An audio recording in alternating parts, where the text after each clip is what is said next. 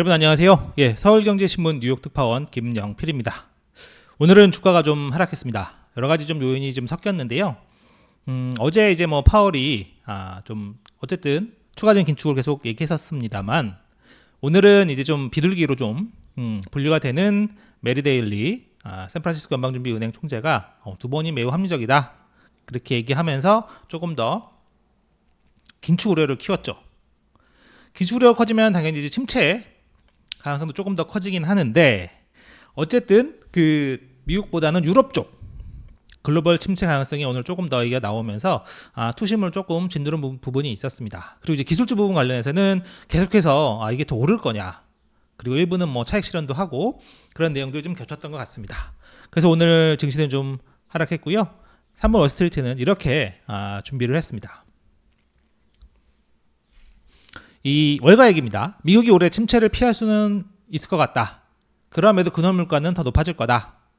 아무래도 이제 연준이 보는 시각과 조금 비슷하긴 해요. 근데 이제 차이는 연준은 내년에도 연착륙이 가능하다는 거고 월가는 여전히 내년에 침체가 올 수 있다. 그런 내용이 차이가 있다는 점 알아두셔야 되고요.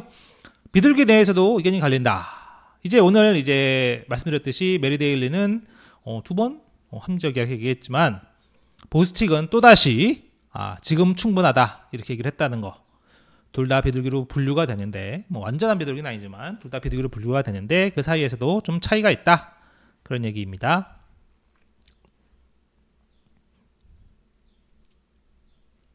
연준 사준이고요. 자, 오늘 이제 증시 상황부터 같이 한번 보시죠. 조금 더 키워세요. 자, 이제 다우는 한 0.65 내렸고요. S&P 0.77, 나스닥은 1% 넘게 하락을 했습니다. S&P 맵으로 좀 보시면요. 테슬라 3% 넘게 빠졌죠. 마이크로소프트, 애플, 구글, 아마존 다 내린 거 보입니다. 엔비디아도 내렸죠. 메타 정도만 한 1.3% 상승한 걸로 나옵니다. 자, 그리고 이제 오늘 좀 유럽이 아무래도 더 먼저 시작하니까 유럽에서 조금 이제 우려스러운 지표가 좀 나왔죠. 독일과 프랑스의 PMI가 좋지 않았다. 그래서 이제 유럽 쪽 침체 우려 그것 때문에 국채 금리도 좀 하락한 측면이 있었습니다. 일찍이요. 그런 부분들 같이 한번 보실 필요가 있고요. 대신 미국은 제목에서도 보여드렸지만 침체 시점을 두고 올해는 아닐 것 같다. 그런 얘기 많다는 거. 그래서 이제 메리 데일리 얘기부터 한번 같이 보시죠. 데일리가 오늘 이제 로이터 통신 인터뷰를 했어요. 그래서 이렇게 얘기한 겁니다. 이렇게 단독이라고 나오죠. 익스클루시브. 연준의 데일리가 추가로 두 번의 더 금리 인상을 하는 것이 매우 리즈너블하다. 매우 합리적이다. 자, 이제 제가 예전에 며칠 전에 이제 블룸버그 이코노믹스에서 분류한 연준 위원 성향 6월 초에 분류한 성향을 한번 보여드린 적이 있는데 같이 한번 보시죠. 이걸 따르면 데일리는 마이너스 1입니다. 마이너스 2는 확실한 도비씨고 플러스 2는 확실한 호키씨 매파죠. 제로는 중립이다. 마이너스 1이니까 비둘기 쪽에 더 가까운 사람이죠. 근데 이제 그런 데일리가 파월에 이어서 두 번이 매우 합리적이다. 이렇게 얘기했으니까 파월은 여기서 이제 플러스 1 정도 되거든요.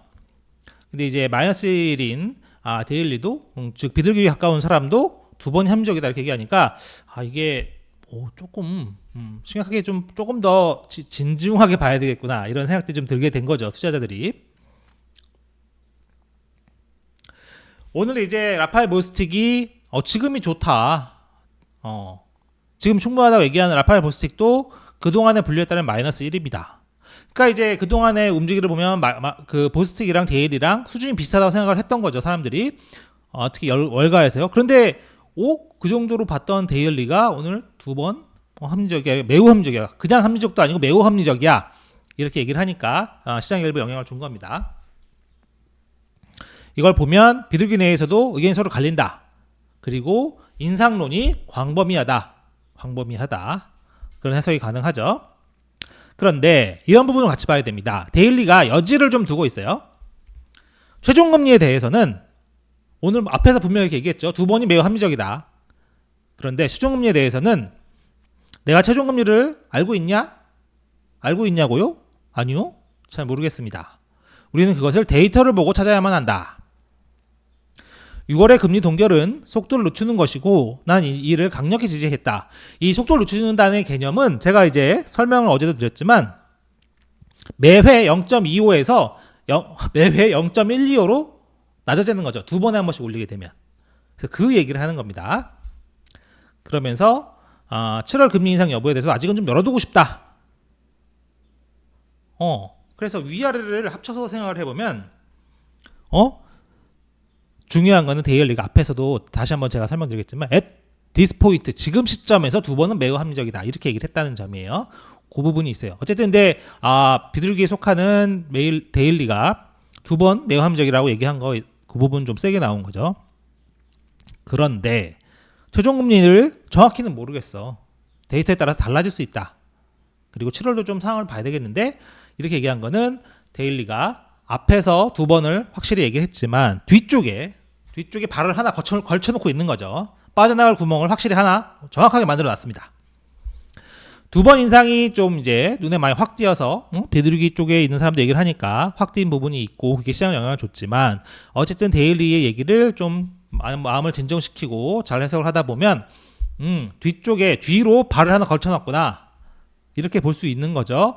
그래서 그걸 놓고 보면 제가 이제 그동안 계속 말씀드렸던 부분 지금 시점에서는 최소 1회 이상 금리 이상 인상이 가능하다. 한 번을 할 수 있고 두 번을 할 수도 있지만 어쨌든 최소 1회 이상 꼭 두 번은 아닐 수도 있다. 그렇게 보는 전망이 아직 유효하다, 적절하다 이렇게 판단이 됩니다. 그래서 제가 오늘 이제 블룸버그 단말기를 좀 조회해 봤는데 골드만삭스, JP모건, 웰스파고, 노무라, DB 등은 0.25 추가 인상을 지금 점치고 있고요. 시티, 뱅크 오브 아메리카, 바클레이스는 한 0.5 그리고 모건스탠리와 TD 정도는 동결 이렇게 좀 나뉘고 있다. 어쨌든 조금 더 0.25 쪽이 좀 더 많다 이렇게 좀 보시면 될 것 같아요. 이건 왜 그러느냐? 결과적으로는 어쨌든 추가 긴축은 최소 1회 이상은 필요하다. 오늘도 이제 S&P 글로벌에 PMI가 나왔어요. 제조업은 예상보다 더 안 좋았습니다. 제조업은 46.3, 5월에 48.4였는데 더 떨어졌죠. 예상치보다도 낮았어요. 그러니까 이게 PMI는 50을 기준으로 50 이상이면 확장, 50 밑하면 수축이잖아요. 근데 제조업은 계속 안 좋다. 근데 서비스는 전달보다는 좀 낮아졌지만 오늘 예상치가 54.0이었는데요. 그것보다 조금 소폭 웃돌았죠. 서비스는 여전히 50을 이상을 넘기고 예상치도 조금 웃돌았다. 여전히 견고하구나.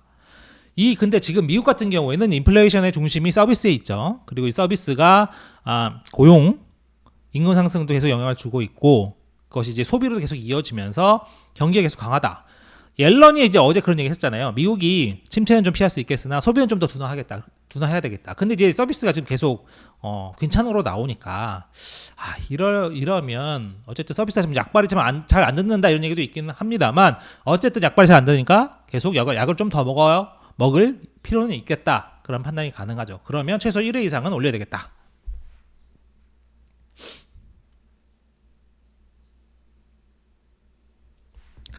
그래서 이런 서비스 강세는 경기 전망으로 당연히 이어지는 거죠. 서비스가 강하다는 얘기는 소비가 좀 계속 이루어질 수 있는 거고 그렇기 때문에 인플레를 낮추려면 약을 한 번 더 최소한 한 번 이상은 더 먹어야 되겠다. 그런 얘기. 대신 그 얘기는 뒤집어 보면 침체 얘기는 계속 좀 뒤로 밀려가는 거죠. 경기가 그만큼 세니까. 그래서 이제 시장에서는 올해는 침체가 없다는 쪽에 조금 더 이제 좀 확실히 조금 더 무게가 실리는 것 같습니다. 블룸버그 통신이 이제 그 매달 설문조사 같은 걸 하는데 이제 6월 블룸버그 서베이죠. 71명 대상으로 했는데 당초에는 3분기, 4분기 모두 마이너스를 기록하면서 하반기에 침체에 빠진다. 기술적 침체든 뭐든 어쨌든 침체에 빠진다고 나왔었는데 이번에 보니까 3분기는 0% 정도 어쨌든 플러스 그리고 4분기만 마이너스다. 그 얘기는 어쨌든 침체점이 그 뒤로 넘어간다는 거죠. 내년 1분기에 마이너스면 그때는 이제 침체가 되는 거지만 아닐 수도 있긴 하지만 어쨌든 그렇게. 그래서 올해는 하반기에 기술 침체는 일단은 없는 것 같다는 식으로 나왔다는 거죠. 같이 한번 볼게요. 기존 전망은 3분기에 마이너스 0.5, 4분기에 마이너스 0.4였죠. 근데 이번에 다시 해보니까 3분기는 플러스 0.0, 4분기는 마이너스 0.4. 어쨌든 3분기, 4분기, 하반기 침체는 일단은 없다. 그렇게 집계가 됐다는 거. 그 이유는 결국 소비 때문입니다. 소비가 원래 3분기에는 0 플러스 0.1을 예상했는데 이번에 바꾸면서 플러스 0.6을 예상했다. 그렇기 때문에 이게 마이너스가 어쨌든 플러스 0.0 정체지만 어쨌든 마이너스가 아닌 걸로 올라가게 된다. 그렇게 나왔다는 거죠.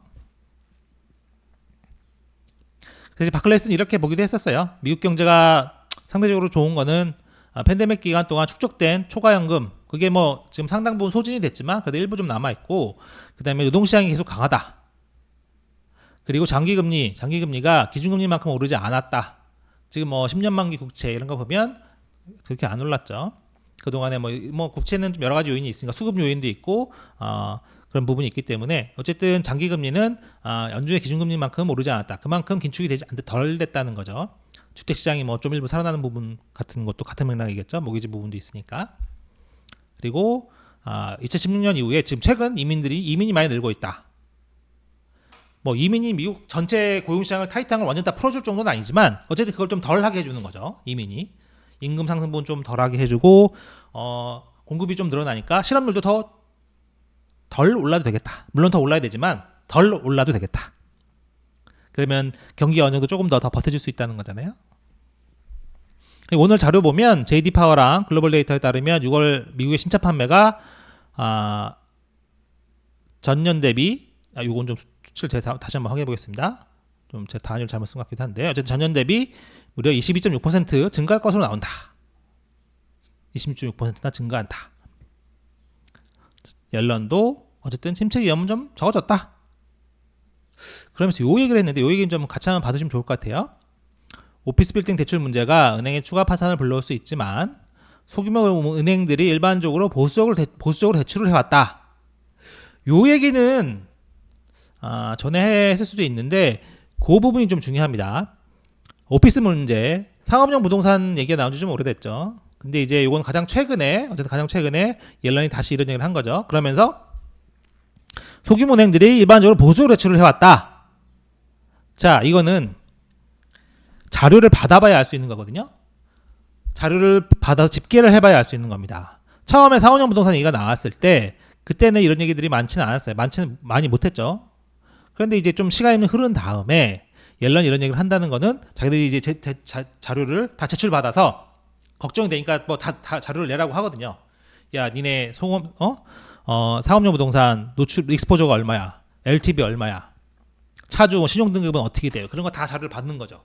그걸 받고 봤더니 조금 괜찮을 수도 있겠네. 그런 얘기를 생각을 하게 됐기 때문에 이런 말을 하는 겁니다. 그래서 이제 이게 시간을 좀 지나서 즉 자료를 그동안 제출을 받은 다음에 이런 얘기를 했다는 부분은 조금 의미가 있을 수 있기 때문에 그 부분은 물론 이렇게 다 되는 건 아니에요. 근데 이제 그 시간이 좀 흘러서 재무장관이 이런 얘기를 했다는 거는 조금 그래도 의미 있게 볼 필요는 있습니다.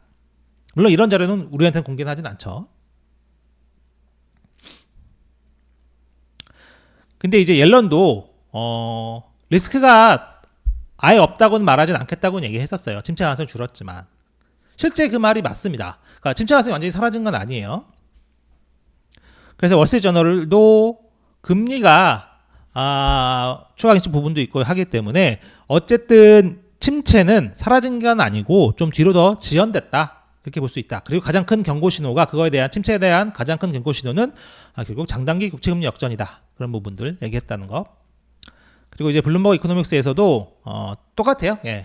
3분기 성장률을 상향하고 4분기 좀 낮췄는데 어쨌든 그래서 블룸버그 이코노믹스도 제 앞에 설명드렸던 블룸버그 설문조사 때처럼 3, 4분기 모두 마이너스로 봤는데 3분기는 이제 플러스로 보면서 침체 진입 시점을 이제 올해 3분기, 4분기 마이너스면 연속 마이너스니까 3분기 이제 경심체 진입했다고 볼 수 있는 거죠. 근데 이제 진입 시점은 올해 하반기 초부분, 그러니까 3분기가 아니라 4분기가 될 것 같다. 이 얘기는 내년 초에도 마이너스가 올 수 있다는 얘기죠. 그렇게 늦췄다는 거. 그러면서 우리가 이거를 늦췄다. 입장을 바꿨어요. 입장을 바꾼 거예요. 입장을 바꿨지만 여전히 좀 역풍이 많이 있다. 그런 얘기 했다는 거. 그리고 은행발 신용긴축 문제도 아직 좀 더 봐야 된다. 제가 항상 말씀드리지만 신용긴축 문제가 정확히 어떻게 드러날지 뭐 굴수비 같은 것도 계속 걱정하고 있죠. 이 부분은 좀 더 두고 봐야 됩니다. 이게 끝났다고 보시면 아직 안 돼요.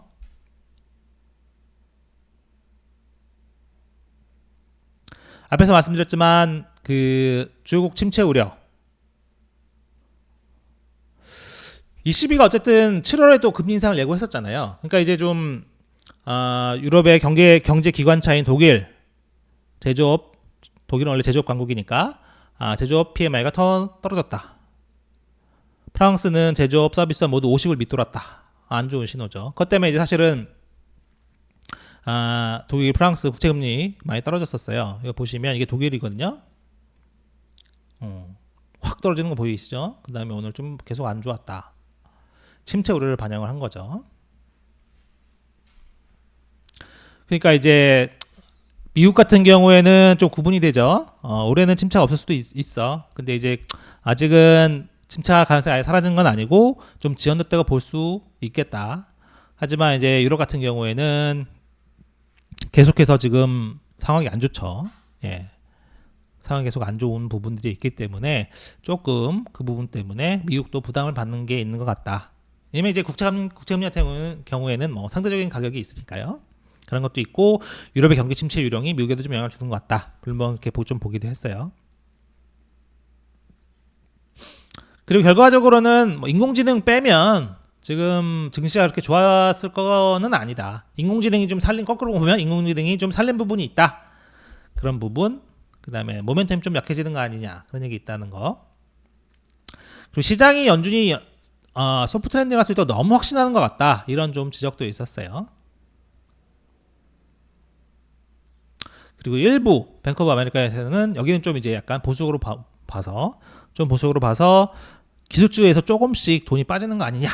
뭐 최근 며칠에 좀 뭐 오르기도 하고 떨어지기도 하고 그랬었잖아요. 그러니까 좀 이제 초기 자금 유출 아니 좀 이렇게 자금 도망 현상이 나타나는 거 아니냐. 뭐 그런 얘기를 하기도 했었습니다. 근데 이제 제가 오늘 이제 만난 분 중에 한 분은 이렇게 얘기를 했어요. 연준이 올해 금리를 내릴 것 같지는 않지만 극심한 침체는 없다. 이거 봐라. 지금 뭐 시장이 이렇게 좋고 노동이 강한데 극심한 침체는 없을 거다. 물가는 절대적인 수준을 보는 게 아니라 증가율을 본다. 당연히 그렇죠. 이게 기저효과일 수도 있지만 절대적인 수준은 상당히 많이 올라온 거죠. 예전에 비하면 뭐 계속 올라왔으니까 계속 오르는 거니까. 하지만 증가율을 보는 거니까 전년 대비 몇 프로, 전월 대비 어느 정도. 이 증가율을 보는 거니까 이 증가율은 계속 어느 정도 계속 줄어들 수밖에 없다. 증가율은 감소할 거다. 렌트도 지금 계속 뭐 오르긴 해요. 오르긴 하지만 증가율은 예전에 비하면 줄어드는 거죠. 그러니까 증가율은 내려갈 거다. 그래서 그런 상황을 보면 골디락스다. 나는 그렇게 보는데 골디락스다. 그래서 주식이 괜찮을 수 있다. 이렇게 보기도 했어요. 그리고 이제 전에도 이제 그 포모는 개인 투자자만이 오는 게 아니라 기관도 온다고 한번 전해드린 적이 있는데 비슷한 얘기도 오늘 나왔습니다. 뭐 두 자릿수 수익률 자꾸 나오는데 고객들이 물어볼 거 아니겠습니까? 아니 니네는 뭐 하고 있냐? 침체 뭐 오는 거냐? 뭐 안 온다는 얘기도 있는데 그래서 그런 얘기를 계속 듣다 보면 이 기관 투자자 그리고 그 펀드 매니저들도 자기가 이제 잘릴 수 있으니까 움직일 수밖에 없다. 이들이 좀 더 시장에 많이 들어오는 것 같다. 그러면 이제 유동성이 더 계속 공급이 되는 거죠. 어쨌든 론 바론 이 사람은 뭐 테슬라 기회가 훨씬 많다. 뭐 충전소 개방 이런 거 얘기를 하면서 내후년에 $500 찍을 수 있다고 주장을 했습니다. 근데 이제 테슬라 오늘 뭐 3% 넘게 빠지긴 했는데 어쨌든 또 이제 뭐 어쨌든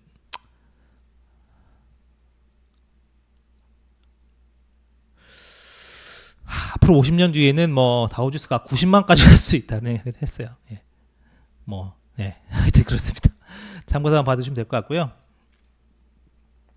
다음 주에는 어쨌든 이제 개인 소비 지출 자료가 나옵니다. PC가 나오죠. PC는 PC 물가 지수도 중요하지만 최근에 이제 소비도 중요하니까 소비 전반적인 내용을 볼 수 있는 게 서비스 포함해서 볼 수 있는 게 PC이니까 PC 같이 잘 보셔야 되겠습니다. 그리고 이제 다음 주에 GDP 추정치 업데이트 되거든요. 뭐 1분기 GDP라 지나간 자료긴 하지만 이게 이제 그동안에 좀 어쨌든 흐름을 좀 더 볼 수 있으니까 그것도 좀 같이 봐야 될 것 같아요. 근데 아직 월가도 증시 방향이나 경기 흐름에 대해서 아직도 약간 서로 긴가민가한 것 같긴 합니다. 침체가 뒤로 미뤄졌다. 확실히 뒤로 미뤄졌고 올해는 없을 거라는 쪽엔 좀 더 확실히 무게가 방향이 좀 가득 매듭이 지어지는 건 맞는 것 같아요. 맞는 것 같지만 아직은 서로 긴가민가하는 것 같습니다. 증시 방향도 마찬가지고요. 그래서 이런 부분은 어쨌든 다음 주에 PC 자료 좀 더 보고 하면 약간 더 나아지겠죠. 약간 더. 어쨌든 뭐 이번 주 상황은 다음 주에도 이어질 수도 있을 것 같습니다. 뭐 딱히 뭐가 없는 상황이기 때문에 상황은 그렇고요. 예. 오늘은 이 정도에서 마치고 제가 이제 기사로서 항상 위클리 3월 월스트리트 통해서 다음 주 주요 지표 전망치 알려드리니까요. 주요 내용은 또 제 기사 통해서 보실 수 있으니까 많은 참고 부탁드리겠습니다. 이번 주도 많이 감사했어요. 다음 주에 뵙겠습니다.